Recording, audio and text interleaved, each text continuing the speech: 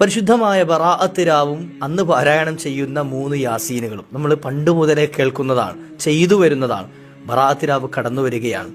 ഇന്ന അൻസൽനാഹു ഫീ ലൈലത്തിൻ മുബാറക ഇന്നാ കുന്നാ മുൻദിരീൻ ഫീഹാ യുഫ്റഖു കുല്ലു അംരിൻ ഹകീം. എല്ലാ കാര്യങ്ങളെയും നിർണയിക്കുന്ന ഒരു രാത്രി, ഇനി വരുന്നൊരു വർഷക്കാലം എൻ്റെയും നിങ്ങളുടെയൊക്കെ ജീവിതത്തിൽ നടക്കാനിരിക്കുന്ന, എൻ്റെയും നിങ്ങളുടെയൊക്കെ ജീവിതത്തിൽ നിന്ന് കൊഴിഞ്ഞു പോകാനിരിക്കുന്ന പല സംഗതികളെയും എല്ലാത്തിനെയും അള്ളാഹു നിർണയിക്കുന്ന രാത്രിയാണ്.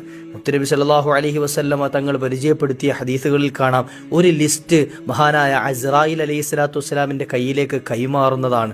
ആ ലിസ്റ്റിലുള്ള ആളുകൾ അടുത്ത വരാനുള്ള ആ വർഷത്തിൽ അള്ളാഹുവിൻ്റെ അടുക്കലേക്ക് യാത്ര പറയാനുള്ളവരാണ്. അള്ളാഹു ആഫിയത്തുള്ള ദീർഘായുസ് നൽകട്ടെ. 3 യാസീനുകൾ ഇശാ മഗ്രിബിനിടയിൽ നമ്മൾ ഓതാറുണ്ട്.